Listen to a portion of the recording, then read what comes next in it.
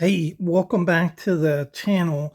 Today we're going to be looking at some knives, fixed blades, and modern folders, and traditional knives, and we're going to be asking some questions. So we're going to be looking at classifications of knives, how we classify those knives, and what do those classifications mean. So what makes a knife a tactical modern folder over just a regular modern folder? And what is a traditional knife? What's considered traditional? What is non-traditional? Um, how would you classify a switchblade? We're going to be looking at all these different questions and maybe coming up with some answers for you so you better understand how we put these knives in all these different categories. If you'd like to hear about that, I hope that you'll check out the video. I don't know. Cover help!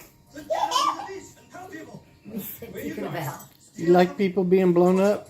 Anything? Yeah. You ain't right, Lisa, Olivia.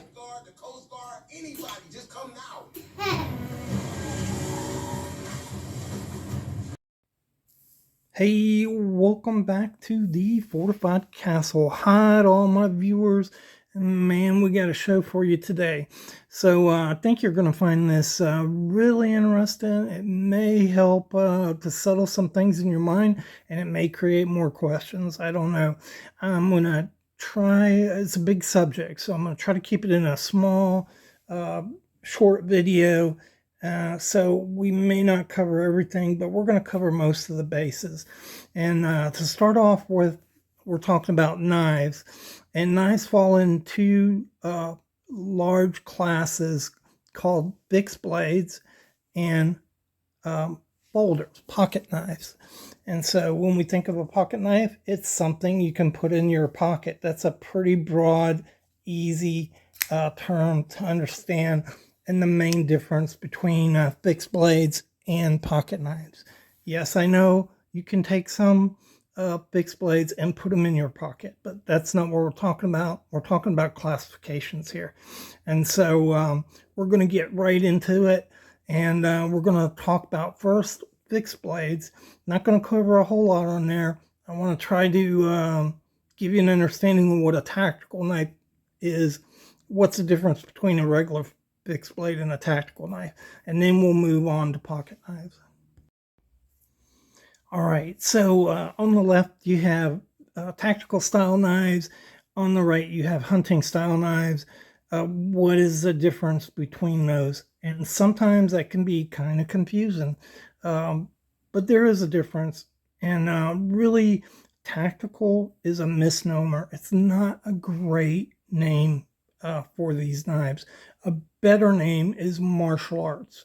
And so fighting is a martial art.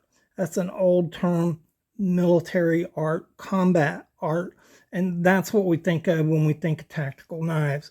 So this knife right here, an M3, used in World War II, has certain characteristics. One, it's large. Usually tactical knives have over a 5-inch blade, and more often than not, at least a 7-inch blade. They usually have a guard that prevents a knife from slicing you in a knife fight, and also as a handy stopper to keep your hand from sliding forward if you were to stab someone.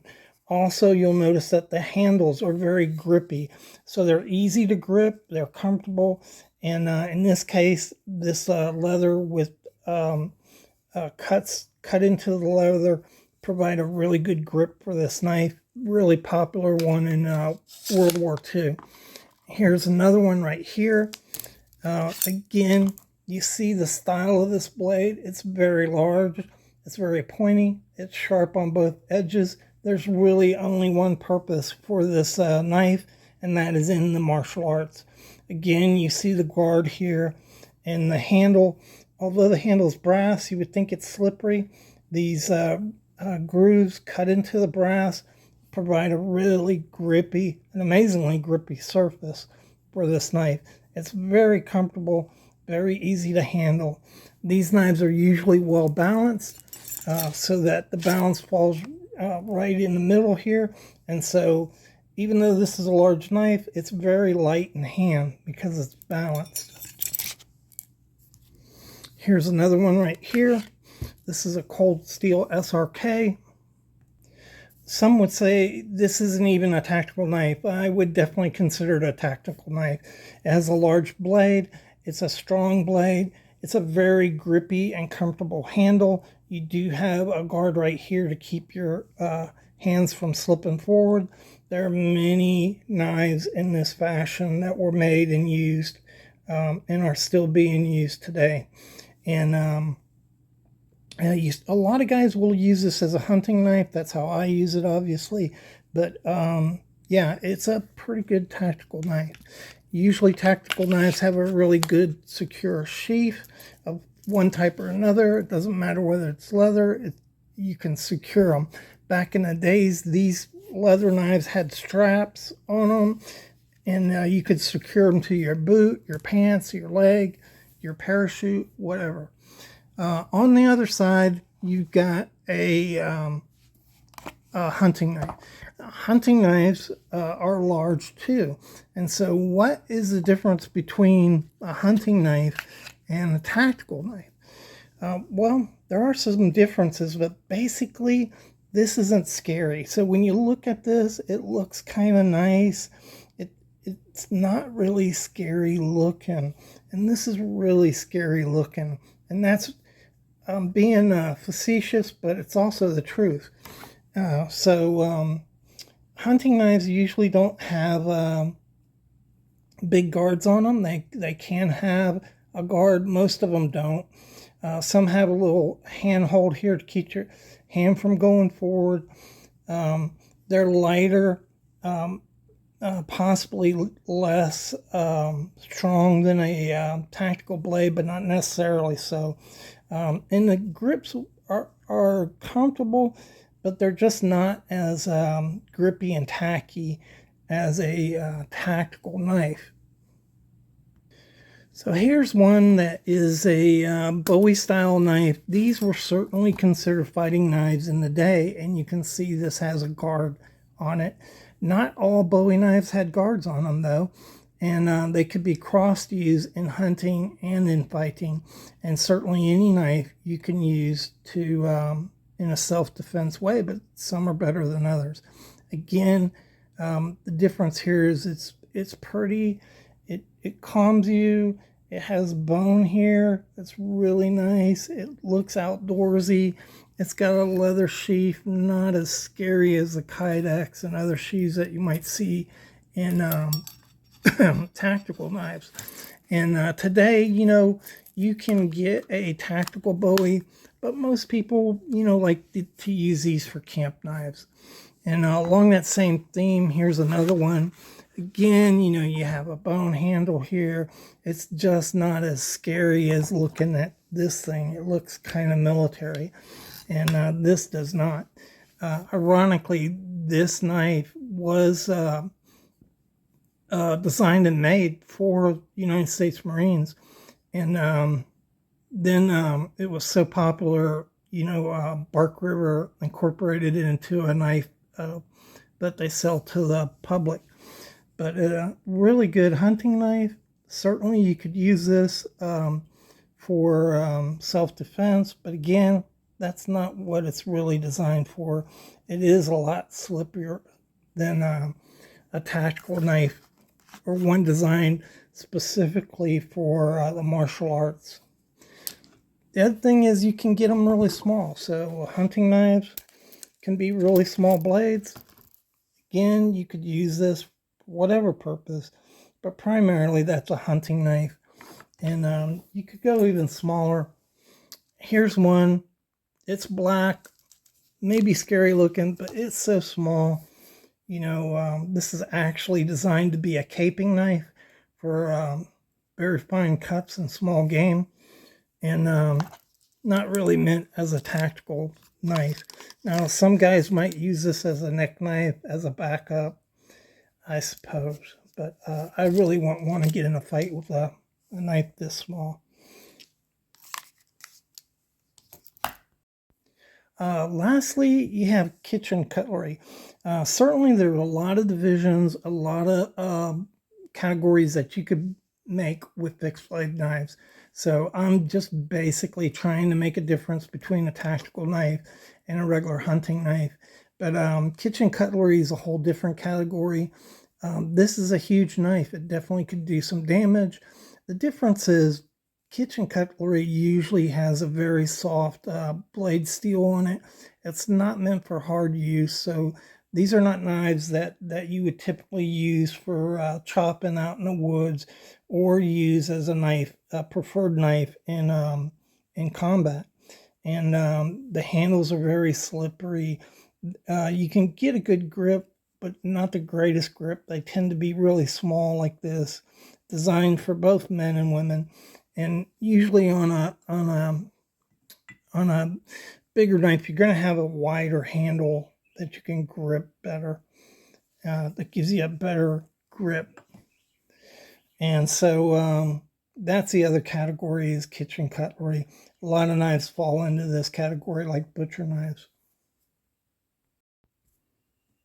Okay, under pocket knives, and this is not an all-inclusive list for time consideration, but basically what you have is modern tactical folders, modern folder knives, auto knives or switchblades, and traditional knives, which are defined as having a back spring on the back. We'll talk about that more in a minute.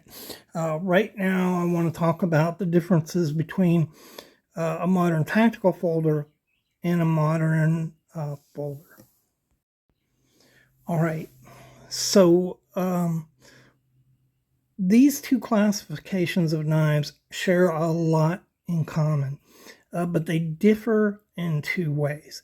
So when you're talking about a modern tactical folder, it's going to have a grippy handle to hold on to in a martial arts situation. Unlike a fixed blade, tactical fixed blade, they usually don't have quillions that go across here or a guard, but they'll have a deep thumb or finger groove right here that where you can lock your hand into it. Oftentimes they'll rise up here where your thumb is. You can see it cuts down in here. It gives me a real good thumb grip and to prevent my hand from sliding forward if I were to stab something. So, you know, as a whole, modern tactical folders are very grippy. There are also large as a pocket knife would be concerned. So these will probably be the maximum, although there are bigger knives that you would consider. You know, a 4-inch blade and a large knife that's close to 5 inches on a handle. And again, when you look at these, they'll all have the same thing in common. Now, you can find a modern tactical folder that does not have a blacked out blade, but it's preferred so you don't reflect. If you were carrying this, you wouldn't want to alert somebody that you were carrying it. And so they're mostly blacked out, but not all would be blacked out. This ZT, I think you can think of as a tactical knife, and it does not have a blacked out blade. And it has everything else a modern tactical folder would have. They're very robust, so these knives are usually overbuilt, very strong, more strength than you probably would ever need. And that's a modern tactical folder. The difference in the just a modern folder is they're bright and happy, and so usually they'll have colors. They don't look too threatening. They'll have artistic design on them, and even though this blade is as big as the ZT blade here, you know, it just doesn't look as ominous or threatening. And so that's what you're making the difference right there, is perception. And this is what I mean. You know, this is a large blade on this knife, but it's just bright and cheery, has a sunburst pattern on it, a great little slicer, which most people would use this for cutting fruit. But that's the basic theme in modern folders. Modern folders have hardware that allows you to disassemble them quickly. They're able to be opened by one hand and shut by one hand, and have a clip point. So those are characteristics that would define a modern folder.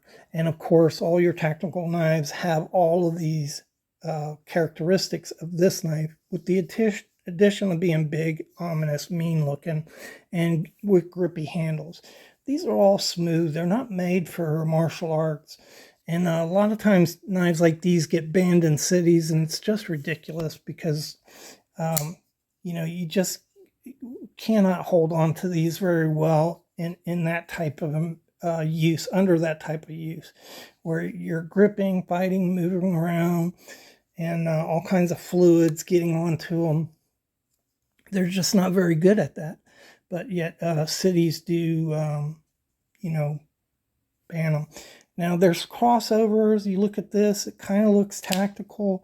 A lot of people would say it's tactical. I believe Lynn Thompson made this to be a martial arts blade, but it also really, it's not a lot different than this knife right here. Same size. It's just a little different layout. I think these kind of bridge the gap between the modern and the modern tactical folder, as does some of ZT's models, where they're robust, could be considered a tactical folder, but ZT probably doesn't consider them to be tactical folders. Over on the fringe there, you've got your auto knives. Sometimes these look tactical. I think a lot of people think these are tactical weapons, but a lot of people, I think, in law enforcement, paramilitary, military, and police would not consider a switchblade tactical, really, because the locking mechanisms aren't as reliable. It's not that they aren't reliable, it's that they're not as reliable as some of the other deployment methods on other knives. And so they just don't feel comfortable relying on that little spring in there to get the knife out. There's also very little advantage in this. So these things really don't come out any faster than a knife like this.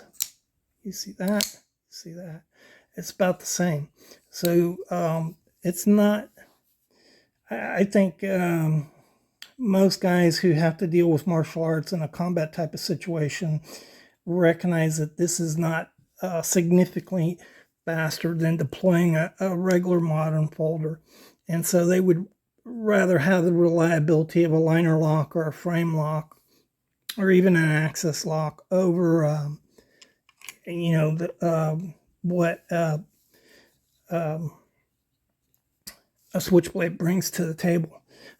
Where they shine is if you have one arm. So if you have one arm or you have limited use of one arm and only predominantly using the other, it allows you to deploy your knife one-handed completely. You don't have to worry about opening it up to shut it. You can simply use a surface to shut the knife. So these ironically were sold as safety knives, and so back when traditional folders ruled, the ability of the switchblade to lock, had a locking plate on it, made it safer so it didn't close on your fingers. And that's how they sold them, as safety knives. And it's kind of ironic today that they outlaw these a safety knife. But, such is the sense of knife laws. And so finally, you have traditional knives. We'll take a separate look at these.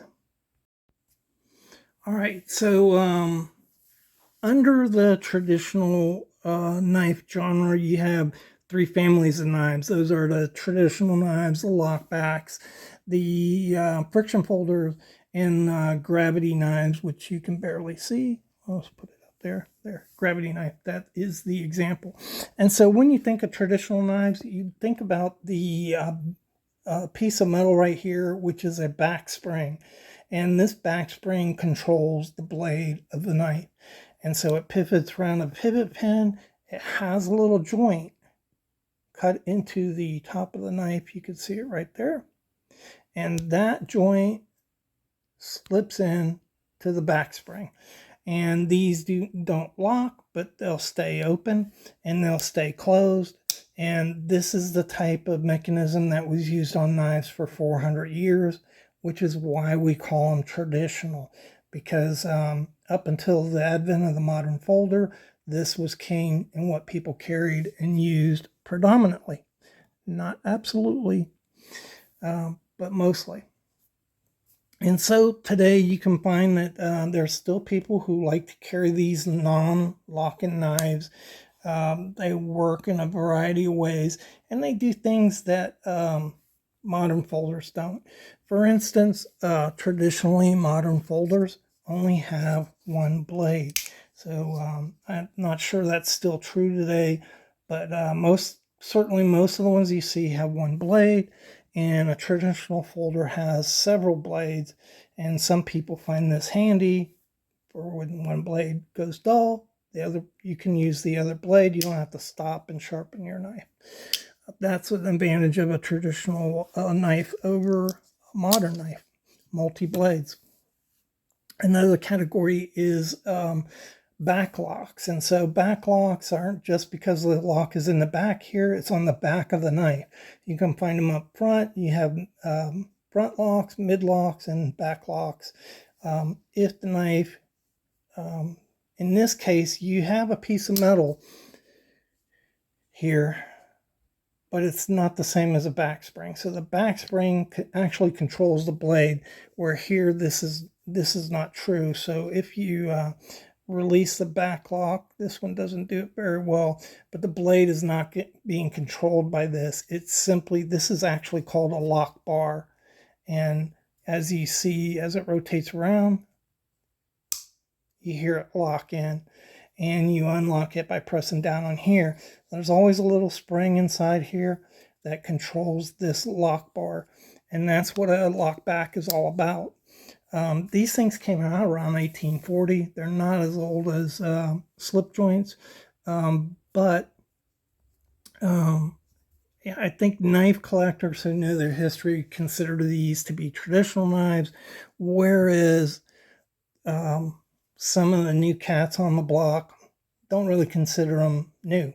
And so here you see a modern lockback. It has attaching hardware so that you can disassemble the knife and clean the knife or replace the blade easily. And then you see the blade here in the lock bar, and it comes around and locks. And you just take it off. So not everybody would consider a lock and knife as a traditional folder. Here's this Recon 1, which is considered a modern tactical folding knife, has a lock back. It's a lockback design on it. And so when you open up this knife like that, you see the blade just drops. And that's because it's not controlled by the back. It's just simply a lock. And you see that it locks in right there. Sorry for the focus, guys. But that's what I was trying to demonstrate on this. This just not made as well as this knife. And that's what you'll see in the lockback. The blade just drops once you relieve the pressure on it. So really a traditional knife, but not always considered a traditional knife. The next in line are friction folders. And so a friction folder is a very old knife that came before the slip joint knives. And so in this case, the knife pivots on a pin and it's squeezed really tight. So as you can see, the blade is not dropping there and it's not opening. There's friction there holding it. Now you could whip it down.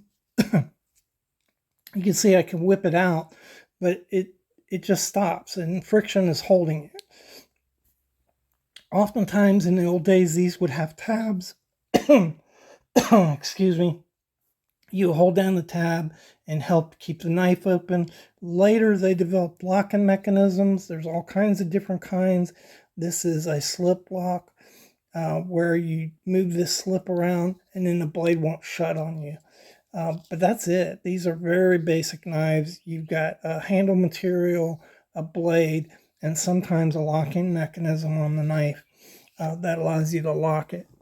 This is another example. This is an old design, hiragami, I believe is called. You can see the blade doesn't drop. It's maintained by friction, but it does have a tab on it, which helps you to open the knife, and also you put your thumb on it and help keep the knife from closing on you. It doesn't lock in any manner.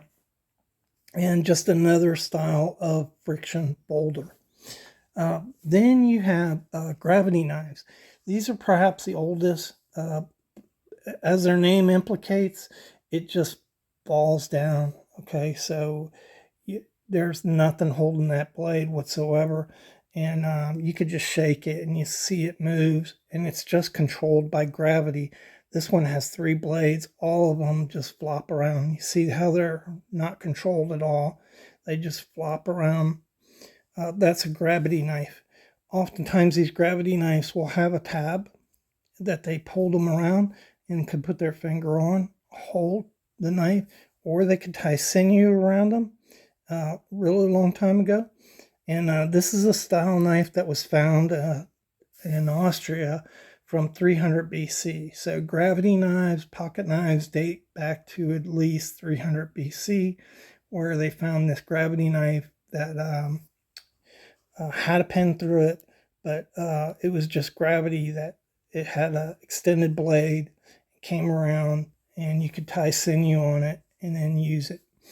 And so those are the different categories of traditional boulders. All right, so we're about to wrap this up. I wanted to mention one more entry into the traditional knives, and these are modern traditional knives. So this is the epitome of a modern traditional knife.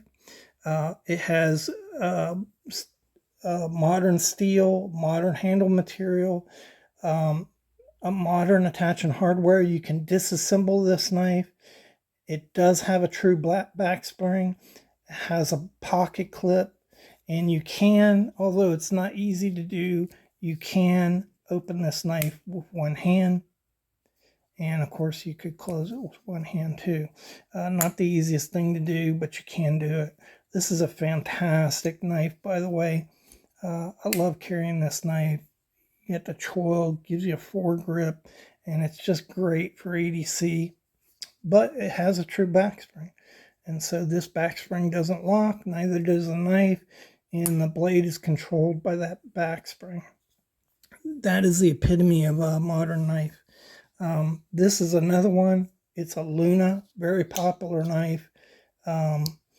Lightweight, modern G10 materials, modern attaching hardware, a clip on it, and runs totally on this back spring right here. Okay, and then you have some, I don't know what to call them. You have some weird ones. So the Culpeper has some modern attaching hardware on it, has some jimping on the blade and a modern steel. It is a true back spring, so you can see the back spring right there. And but the pivot pin is not modern hardware, so you can't take it apart. I don't know that I would call this a modern slip joint knife because you can't really take it apart, attaching hardware. On the other side, this Castrum has traditional pins, but the pivot pin is removable. You can see that right there. So this is a true slip joint. You have a back spring here, and when you open it up, it locks in there. Man, really, really strong lockup. But you couldn't take this apart because you have traditional pins here. So this is another kind of hybrid. And why would you do this? Well, you know, you could You could relieve some of the pressure on this blade if you so choose, or you can align the blade, use it to adjust the blade. So that's where you have a pivot pin that's adjustable. Then you have some entries. This knife is sold as a slip joint. It is not a slip joint. If you look in the back there is no back spring, and it is a modern folder. So you have modern blade material, modern handle material, but no back spring. And what you have is a detent. I don't know whether you could see those. There's two little balls in here, and they hold the blade open. It's not a lot of resistance. You see how easy that just pops when you put your finger on it, and it holds it closed. But I consider these modern detent knives, is what I would call them. They're modern folders. They just work off a detent. I don't consider this a slip joint. A lot of people will call it that, though. Here's another one from CRKT. This is a great knife, by the way. You can open it one-handed. Modern attachment hardware. Good looking little knife, but it works off a detent, so not they're not, I don't know, they don't give as much resistance as I would like in a knife, but they work. So that's some little offshoots. And in all of these, like you saw with the lock back, you have a strictly modern lock back, and then you have the traditional design. And a lot of people would argue this is a traditional knife and falls under that traditional moniker. There's others who wouldn't. And as you look at these knives, there's always outliers that can move into each category. Like this knife here, I'd call that a modern tactical folder. A lot of people wouldn't. But these are very robust knives with all the characteristics of a tactical folder. And I would consider that one, but another reviewer may not, and so that's why this is an outlier in that category there. So all of that sounds really confusing. I tried to make it simple. It really is simple, but problem is you always have crossover in these categories. But that you do have a difference in traditional knives versus a modern knife, without a doubt. And then there are differences between a modern tactical knife and a modern folder, two different things. A lot of these modern folders, I didn't mention it, but a lot of them are smaller. So I have big ones because I like big knives, but a lot of them are in this size here. You can see it's about the size of a Culpeper, you know, really non-threatening. They look cool. You could even argue this was a gentleman's knife here. Really pretty knife. And a lot of them are that way. This one right here, it's mainly, you know, an EDC knife. Everyday use, everyday carry. Not particularly strong to be used in heavy use. And I think that a lot of modern folders are in this size range right here. But there are some that are very robust, you know, so that you would consider maybe in the tactical genre. This even has a lock-in, so it locks a blade. And I hope you all enjoyed the video. I hope you found it informative. I hope it enlightened you more than it confused you. And thanks again. Thanks for checking out the video.